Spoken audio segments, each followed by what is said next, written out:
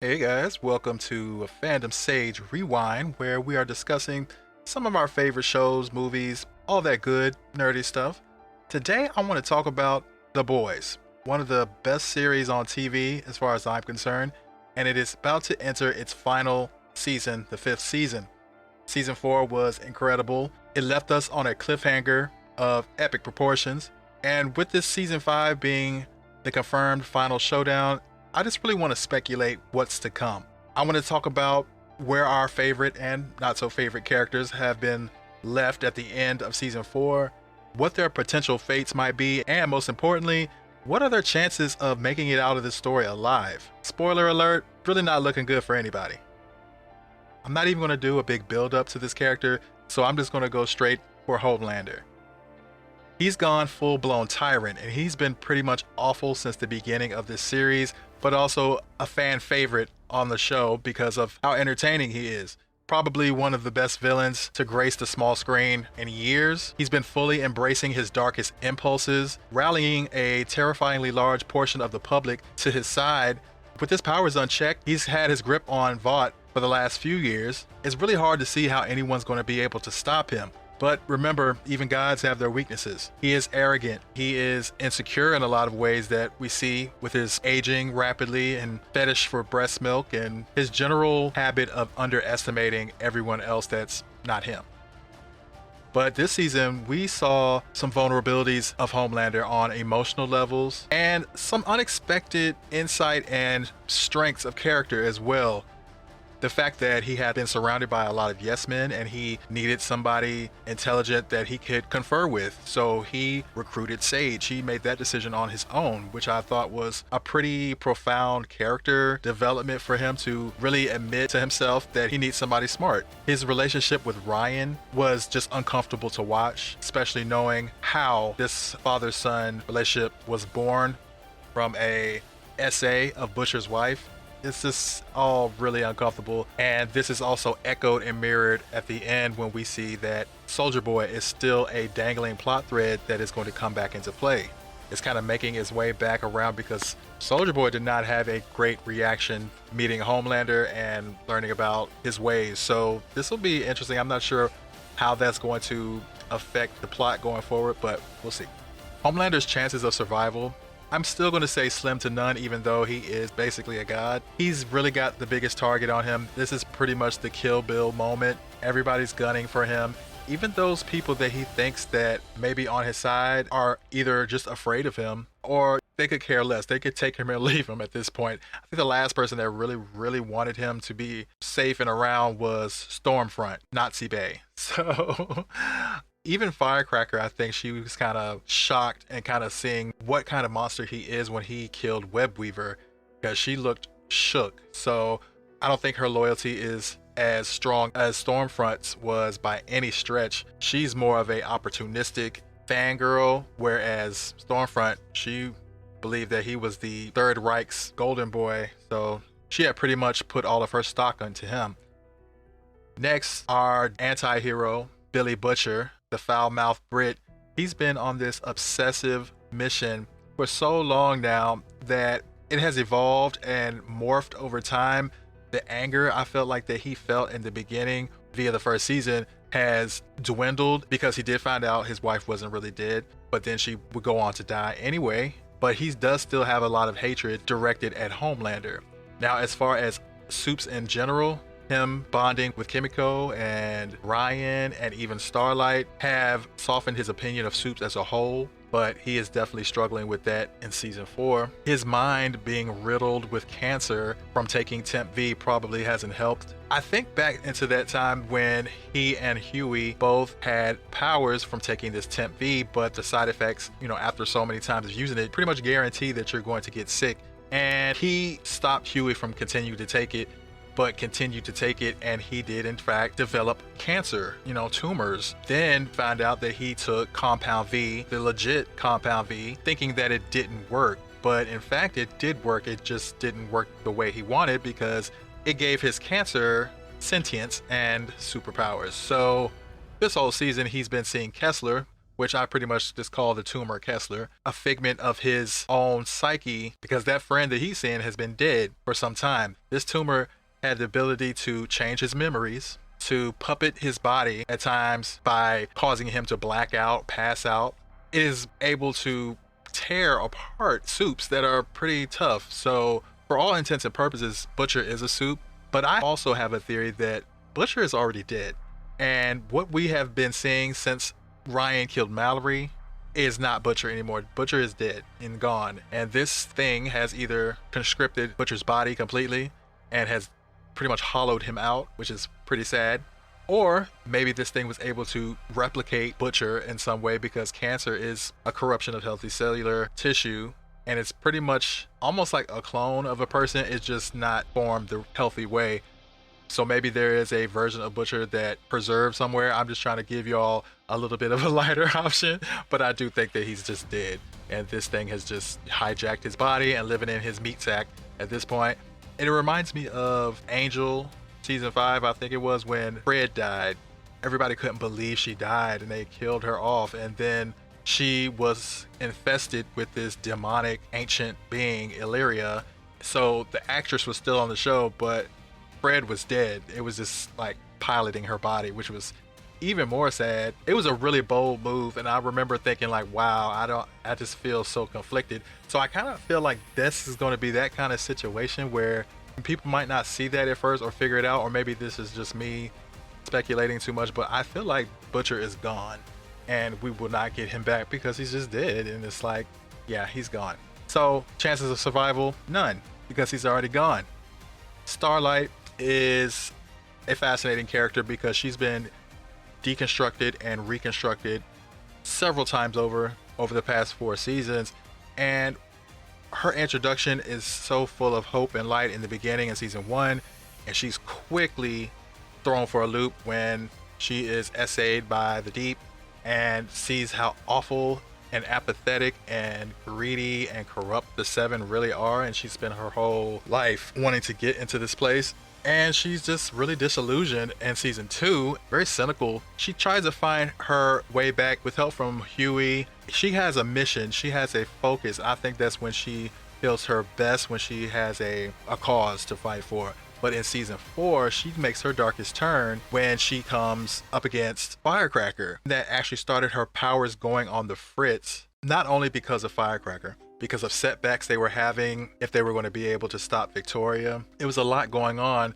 Her identity was so wrapped up in this image, and why she didn't want to even put back on that Starlight costume is because she felt a type of shame or a kind of an imposter syndrome. That's what I believe, because looking back over the seasons, she has done some morally questionable things, not so much as Butcher, but she did accidentally kill that man when she was trying to get his car, and I want to say season 2 or 3. Supersonic kind of got him killed a little bit, even though that was more A-Train's fault, but it's very gray. The whole show is so gray. So for a character who saw herself or wanted to present herself in such a light and a white hat scenario, she's unable to maintain that, and I think that was tied to her powers. So by the end of season 4, though, it does seem that she has been able to confront her demons, or at least begin that process to really define and rebuild herself yet again in a more realistic, flawed version. Like a person is, we're many things. We're not just good or bad. She is able to take flight. She seems more confident in her abilities and what she needs to do, especially given that her man was just snatched up and taken. She knew what to do. She knows she's going to come back and get him. Starlight, it seems like, will probably be leading the charge in a lot of ways in season 5. Chances of survival, I feel like she is very well positioned to make it through this whole story alive, even though she's in a love situation, which always kind of spells doom, one or both of those people. I feel like both her and Hughie will make it out of this story. I think Hughie especially he deserves a happy ending. He's just been through a lot. I'm excited to see Starlight because I do believe that she is one of the stronger, more powerful characters. Her potential is high, and we just have yet to really get all the way there, and she's been holding back because it's kind of like a facet of her character that she holds back because, like Firecracker put out there, she blinded somebody accidentally.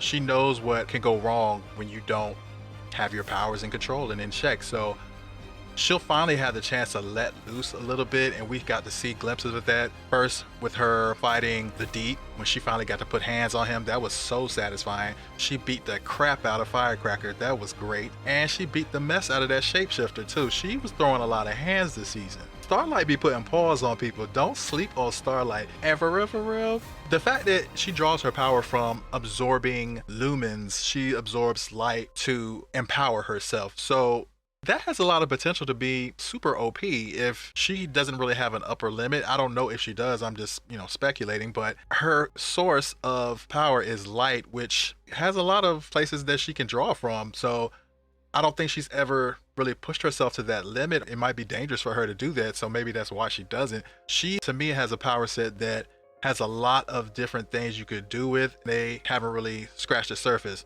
So I hope that they do push it there for this final season. It might as well go all out. And I want to see her take on a light form and turn into pure light. She can move at the speed of light. She's supposed to be one of the fastest characters according to the source material. So let's go ahead and push her to the limit for this last season to take out Homelander, because she's going to need it.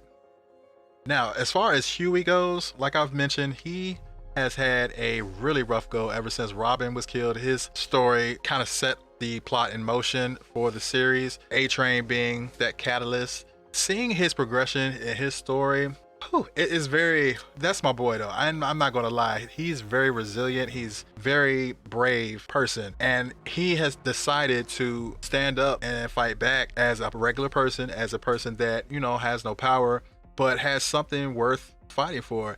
And I feel like his connection with Annie, with Butcher, with Frenchie, with Kimiko, all of them is very special to each one of them. And I feel like he is a very important character to each one of those characters, because he is the only one in their group that was not built for this per se, but he molded himself to be one of the boys.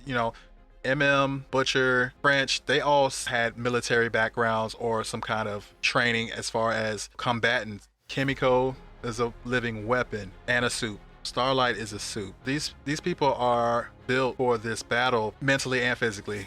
Hughie, on the other hand, through manipulations from Butcher, was brought into this, but he decided to stay, and he has contributed, a lot to the team. And I think that he gives them a lot more to fight for too. Kimmy and French. Now, look, I love both of these characters a lot. I was rooting for them as far as just having a healthy friendship, whether it was platonic or romantic. I wasn't prepared of how emotional I would get when it just kind of came together at the end, and I really loved to see it.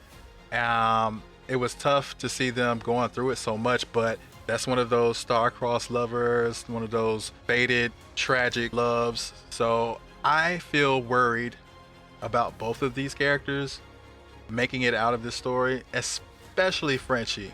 He is a very tortured soul, and he has done some messed up stuff, and he has a lot of remorse for it. I don't know if he'll allow himself to be happy. That's my whole thing with French.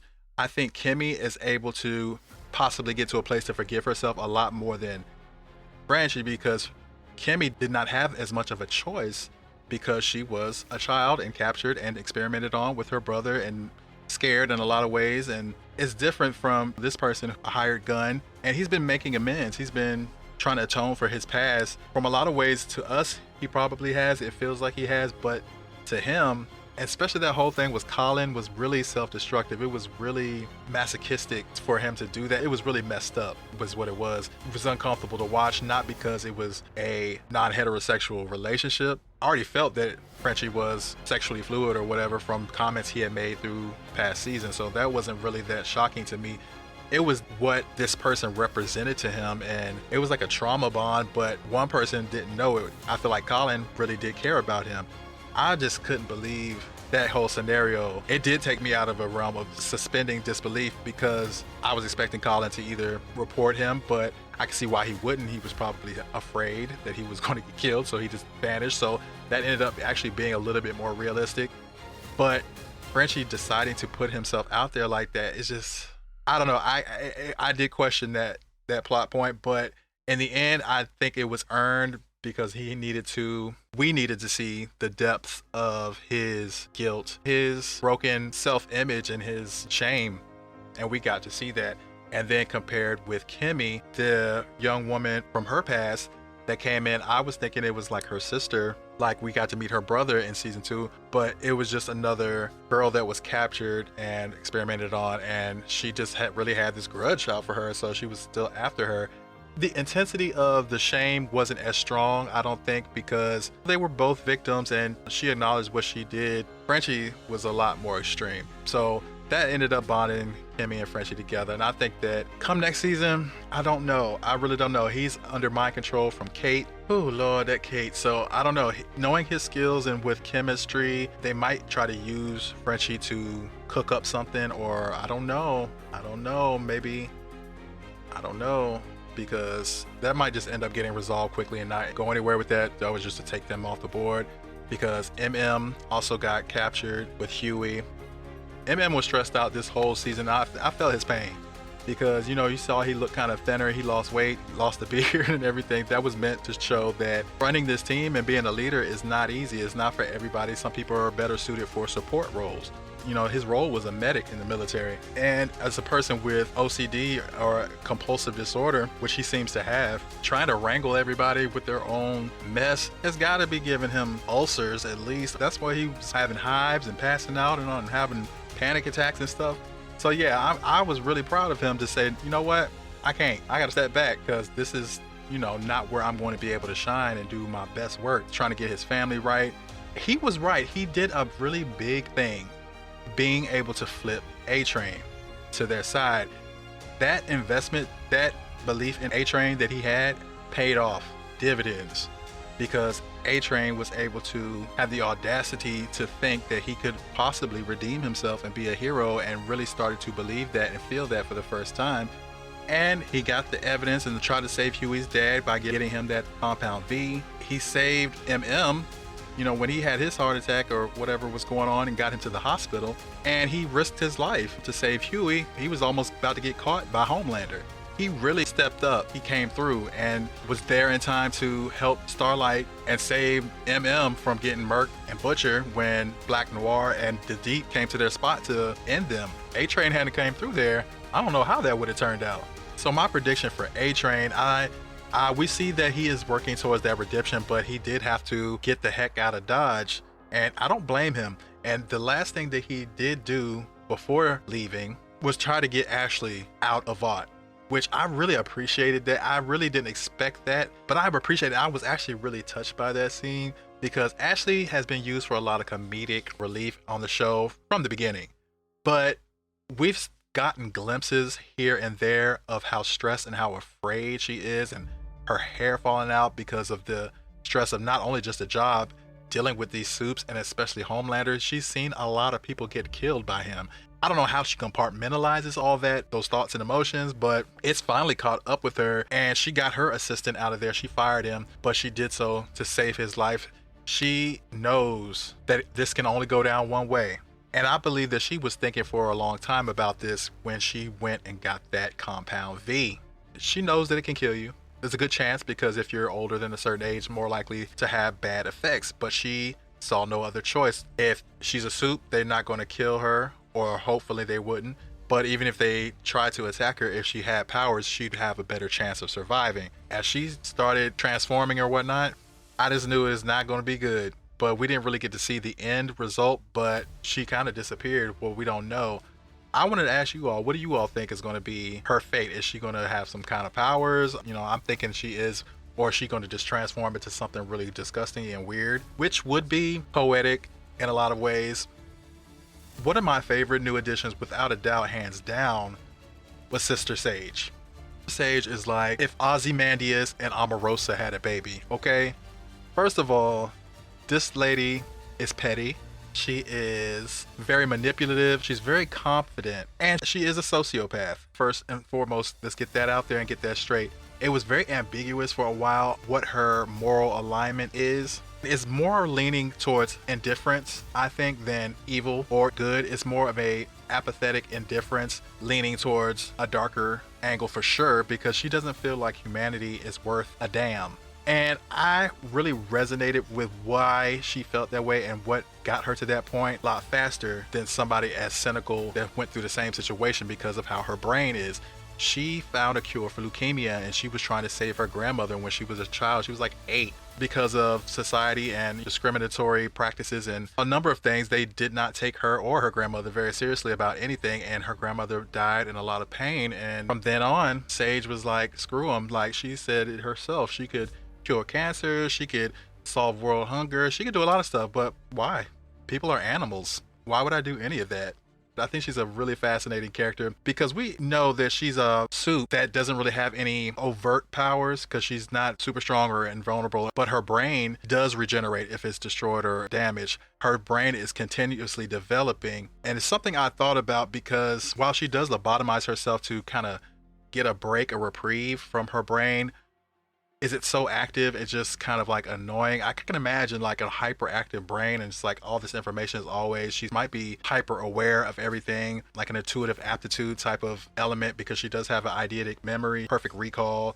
She is able to read social clues and body language and things to pick up information that most people aren't really locking into. It's almost a predictive ability, kind of like Sherlock Holmes, because she was able to tell Homelander upon the first meeting that he's been dyeing his hair more often. She could tell by looking at his hands that he's been washing his hands more often. So he has a swollen prostate because men that go pee more often, that's only, she was able to piece all this together just by being aware of these identifiers and these context clues. And I think abilities like that are so fascinating. She could apply this gift in a multitude of ways. If you think about it, definitely cure world hunger and all that kind of stuff. She could build things, like if you think Tony Stark is an awesome character, she could do all of that kind of stuff. Anything she applies herself to, she would be able to get it done, especially with the resources and the money if she had it. She has chosen to cause political strife and upheaval, and this becomes apparent from the moment she gets into the tower because she turns the Deep against Ashley. She manipulates him into standing up for himself. It kind of comes off it's coming from a good place in the beginning, and this is how all of the things she does start out. You're not sure what the motivation is, but it becomes apparent later because she ends up pretty much making the Deep her whipping dog because she told him he's superior to her. She's just a regular person. That kind of weakens Ashley's stance over Homelander as the CEO of Vought. They kind of end up dismissing her out of the loop. She didn't need Ashley in there. She recruited Firecracker. The only reason Firecracker was brought in was because of Sage, because Firecracker ain't Seven material. She has lackluster abilities. She was brought in for the purpose, which we didn't really get at the time, was Starlight, which worked really good because Firecracker hated Starlight. Sage had the forethought and the brilliance to know that Starlight needed an op because Starlight is a phenomenon. She needed another phenomenon. It was counter programming she employed against Starlight with Firecracker. Ironically, her character is also a foil to Starlight, a southern country girl from the backwoods and with light or elemental based powers. They had the pageant thing going on, but Firecracker also served the purpose of exposing the shame of Starlight and what kind of person she was that she didn't want to confront. And it was a part of Starlight's arc to really confront those parts of herself that are imperfect and not as heroic as she would probably like. She had to really confront and face that was something needed. Now, Sage really played Firecracker. She exposed Starlight's misfortune by giving Firecracker that file and that information, knowing that Firecracker could not help herself. Even though her rally was right across the street from where Starlight was, she could not help herself but to goad her, to mock her publicly, and air out her medical private information. That is something crazy, and that is something that will get your ass beat. When she saw Starlight coming down from the upper room, the look on her face really said it all. She was like, oh hell. And when I tell you Starlight wore her thin, oh, it was so satisfying. But Firecracker would get back to Sage and know that you played me, you set me up. And she said, well, you pretty easy to play, you know what I'm saying? And Sage was hilarious in such ways it doesn't feel like she's trying, with the insults to everybody with this little nicknames like Daisy Duck Dynasty. Really great character in Sister Sage. This perceived power struggle she would have with certain characters, or the perception that she might not be able to get her plan to succeed, was all misdirection. It was all accounted for. Even things that she probably would rather not have happened, she already had contingencies for a lot of it because she knew that eventually Homelander was going to do something that was counterintuitive to what she was trying to do because his personality, she even kind of said it in so many words in the beginning that you're not going to be able to handle me talking to you or, criticizing you. She knew her in her mind that that was going to happen. She was able to predict the movements of the boys and what they would do. She was easily able to manipulate people that are angry in the mobs and, the Starlighters versus the extremists. She was really playing 5D chess. It was quite masterful. And I had a feeling that everything was going to actually kind of come to that point at the end where she walked back in and she was celebrating while Homelander was crying, literally crying in front of her. And he couldn't believe that she came back. And she said, I promised what I was going to do. Even though he didn't, she said, I didn't break my promise. She said, I told you I got you. But she did it because she wanted to see if she could. Now that right there was actually more scary to me. She didn't do it out of a sense of loyalty, out of even really a sense of purpose or agenda maybe, but she did put herself in a good position in a world where it is a superhuman supremacy. But she is clearly a sociopath. As you could see, she was giddy, almost childlike, and we see that kind of spark here and there in her at certain times, especially when she would do her lobotomies. She would revert to like a childlike state, but also when she saw Firecracker getting beat up, she would get a little giddy and like petty, and like you could see it in her. She was trying to like suppress it. So she is just as messed up in the head as Homelander and some of the other people in the Seven. She's just able to hide it a lot better. She was also planning to take out Victoria Newman. I don't know how much of a hand she had in her ultimate demise, because Butcher or Kessler, whatever you want to call him, ended up killing. But she implies that she had things in motion or several ways to get her out of the picture. Victoria was too competent for her own good. She was a little too smart, so she got to go. Whether or not she knew that she had gotten killed or how she got killed really is inconsequential because it would have happened anyway. Now, do I think that she is truly loyal to Homelander? I don't know how genuine her loyalty is because I don't think that she feels emotion like other people, and not like Homelander either. Homelander has a narcissistic personality. He forms attachments to people and certain things by how they are important to him. Even Ryan, because he is his son, is like a part of him, and the same thing with Soldier Boy. A kind of possessive fixation like with Becca. My blood, my progeny with Ryan, and that's really it. He hasn't had too many other. Stormfront, I feel like he was flattered and kind of had like an equal. Same thing with Queen Maeve, but he kind of got over her after a while because she wasn't stroking his ego enough. And now Sage really imprinted and made an impression on him because he threw her out, but she still came through for him and came back. And the look on his face, he really couldn't believe it. Like, wow, like you did it. Like, and I don't even know if she realized how much that affects him because I can kind of see that he feels like, okay, he's going to be looking out for her here on out. Ain't gonna be no more Firecracker trying to get in between them. Like, he might keep her around, but Sage is his number one.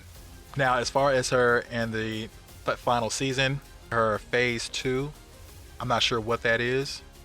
I wanted to speculate this season that she might be trying to do something with the Compound V, like reverse engineer it or do something to either give herself more power or something, or take away powers of people.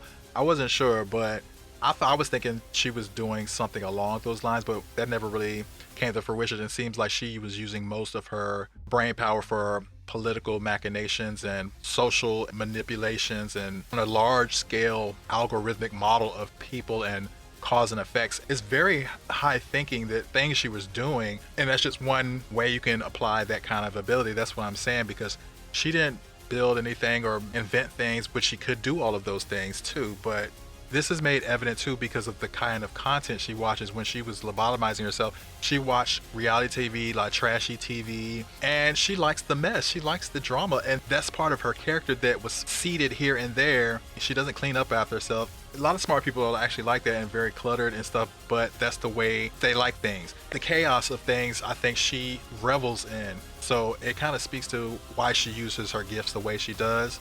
Interesting character. Really, really like Sage a lot. And Firecracker, I like to call her the Christian nationalist trade show Jubilee. She was a very much a hateful, loose cannon, spreading misinformation and conspiracy theories. And she was pretty dumb. She wasn't as dumb as we thought, but she definitely not as smart as she thinks. And she's a little bit of a coward, and she hides behind the crowds and her supporters and this lies and rhetoric she would spit out there, but she was effective in that.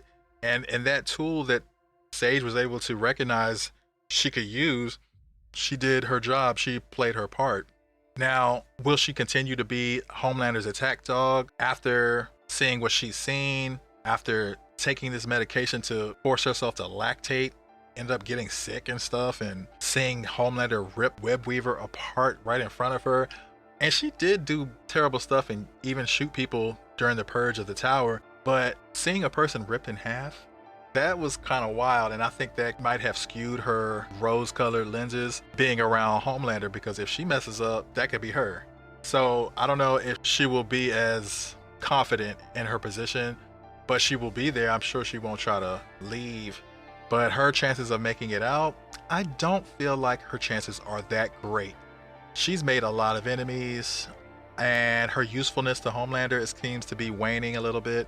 She's all flash and no substance, and that's really not a great combination in that world. You know, she talks too much and she ain't really got enough to back it up, so I don't see her making it out. Now, as far as Ryan is one of those characters that I know is important to the end game of this series. I know that he is key as an important point of reflection on certain characters of how they have evolved. Mainly Homelander and Butcher, because they are both father and father figures to Ryan and have been influencing him since the beginning. And through him, we see the ways that they both have changed by their interactions with him and this tug of war. Now, is this tug of war going to pull him into a good place for him to be a well-adjusted and stand-up guy, whether he's a hero and helping people or just, you know, whatever, or pull him to be more like Homelander and giving into his dark impulses? And because you see a little bit of both of those possibilities that are in there, and that's just really like most people. And we go through things and, you know, you have to make a choice. Do you feel like that's right and you don't want to do that? Or do you feel like, hey, who's going to stop me? I'm going to do it, and I have the God-given authority to do so. Ryan is fundamentally a good person, and this is instilled in him by Becca, because God knows neither Butcher or Homelander are role model, father of the year, you know, type of characters. But they do both care about Ryan in their own ways. Butcher, more so than Homelander, I think, wants him to honor Becca and honor what he believes is right and be that good person. But ultimately, they mess up. Him and Mallory messed up by trying to manipulate him and try to trick him instead of leveling with him and being smart. It just really backfired. And I don't think that he was indifferent about killing Mallory, because I think that he really did care and love Mallory. He called her Aunt Mallory. He lived with her for a while, for a good long while, but he was scared. He didn't want to be locked up. And then, you know, ironically, Homelander had already told him about his experience being detained and locked up as a child, even though it was a completely untrue or skewed point of view, because we do find out that Homelander could have broken out of there anytime he wanted. He was strong enough to, but he didn't. Ryan is a sweet and naive kid, but is quickly learning that people have ulterior motives and their own agendas, and he's not liking what he's seeing, and he keeps getting put in situations where people die because of him, and it's not what he wants to do. It's not what he is seeking out. They're putting him in these situations. Homelander's already done it. He killed that stunt man, and even before that, he killed Stormfront. That's a body from his mama, because he tried to save his mom, killing Stormfront. That's a body from Homelander, because he wanted him to be a soup and have a scripted save and got that stuntman killed, and now he's got a body with Butcher, killing Mallory. Ryan's odds of making it out of the situation in the seasons and the series alive, I still think are very high. I think that he will make it out, and I hope he does. And, you know, I don't even need to see him again after that, but, you know, it would be poetic knowing that Becca's child and Butcher's influence carried on after they're both gone, because like I said, I think Butcher is already dead. As far as the ancillary characters, like the Godolkin U characters like Kate, Sam, that had roles to play and popped in, which I was glad to see them. Got me thinking Gen V season 2.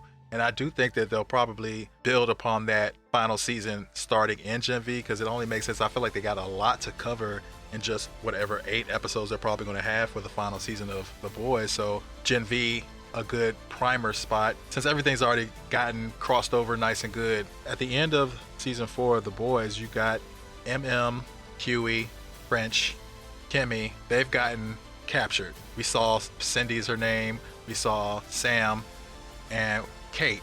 They are operatives of Homelander, and those are 3 big guns that he has right there.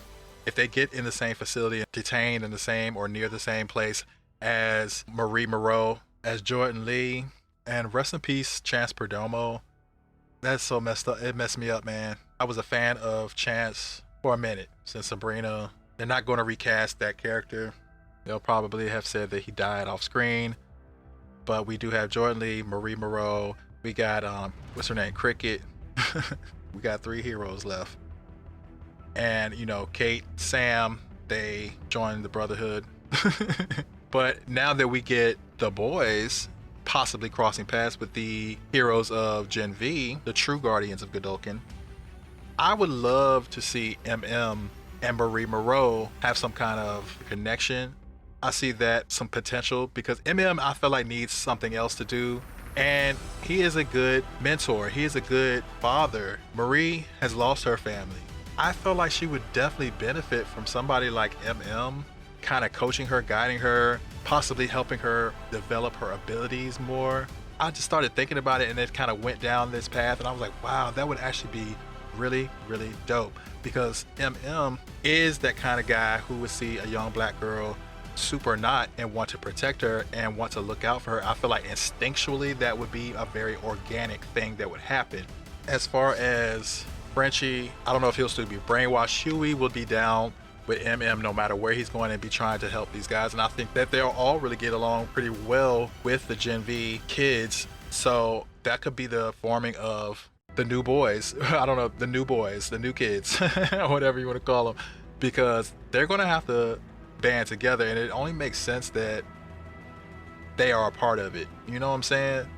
To take down Homelander at this point, because of how Gen V season 1 ended, how this is the last season of The Boys.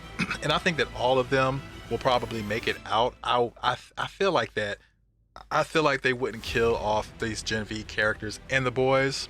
So they will get to season 3 and be able to hash out the rest of it. Maybe 1 or 2, maybe 1 character might die. And I would say either Sam or Kate.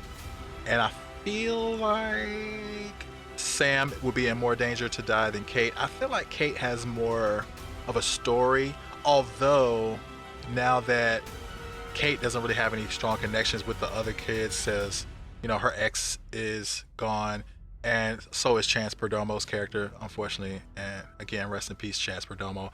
Perhaps they would get rid of her and continue Sam's story because he has the connection with little cricket girl. So I don't know, but I feel like more likely than not, all of them will live into a season 3 of Gen V, so we can just continue their story, because that'll be the main The Boys universe show on. And they are having a spinoff coming. Bought Rising is a prequel series that is coming, that has been greenlit, and it's going to be starring Jensen Ackles, as well as the young woman who played Stormfront. So I'm assuming we will see Black Noir. We will see those members of Soldier Boy's original crew. Probably see young Mallory. Again, we saw that in a flashback. I want to say it might have been season 3. It's still going to be some world building and stuff going on. So that should be interesting. And they've also announced that they're doing another series spinoff called The Boys Mexico. And we don't really know a lot about that. We don't know if it's happening in the present day or is it a prequel type situation too. So the Boys universe will continue to go on. So my predictions for the next season, that everybody's going to die. Not everybody's going to die, but I do think they will succeed against Homelander. I do believe that most of the 7 will be gone. I feel like maybe Sage will make it out, and she'll probably get locked up and be like a Hannibal Lecter type person, maybe they could come and talk to in her cell, and they'll give her all the books and all the nice things in there because she'll still be very, very, very valuable. She'll be willing to do things because she can, just because she can solve it. I don't even think she would be that mad if she got locked up in a situation like that, because she's always going to have people coming to her that she's always going to feel needed. And she doesn't really need the same kind of trappings of the world that I think most people do. I think that would probably be an idea. That might be what she wants. You know what I'm saying? To be put up in the box somewhere, to know that she is the smartest person ever and the best place to come to get your problem solved. Firecracker, I think, is out of here. She's gone. I feel like she's gonna die. The Deep, I feel like the Deep is going to live, and not that I want him to, but I just have this feeling that he's not gonna die. He's gonna live. I feel like Black Noir is going to die. I feel like he's gonna get taken out. A-Train, it's hard to say. I want to say he lives, but in my heart of hearts, I feel like a better ending for the character would be that he sacrifices himself and he dies, and he really gets a true redemption. And that, to me, even though it is sad, is an ending that I would appreciate because of where this character started. He really started the whole series off. His actions kicked off the plot of The Boys by running through Hughie's girlfriend Robin. So if for it to end maybe with him saving Annie or Hughie, or anything major and significant to help the heroes, I think would be very poetic and very much a closed circle for him. It's rare that you get that kind of complete symmetry, and I feel like he's earned it, and I think that would be pretty awesome for A-Train, because you got to have at least one of the 7 that ends up being remembered, because at this point, when Vought really goes down and Homelander is taken out, there's going to be a lot of destruction. Okay, it's going to be a lot of destruction before they finally finish off Homelander. And then that's it for the 7. French and Kimmy, I'm worried about them probably the most, and I keep coming back to that feeling just because they are set up to be this tragic love story. I don't want either one of them to die. It's gonna hurt real bad. I'm worried about those two. Hughie and Starlight, I feel I'm about 70-30 on Starlight that she'll live, and I'm about 30-70 on Hughie that he'll live. So I want Hughie to have a happy ending, so that means Starlight has to live. So that's why I'm leaning towards them both making it. That's pretty much where I am. If you liked this video, please give me a thumbs up, give me a like, leave your thoughts and comments below. Tell me what you think about my predictions. What are your own predictions about season 5 and how everything will end? And I'll see you on the next rewind.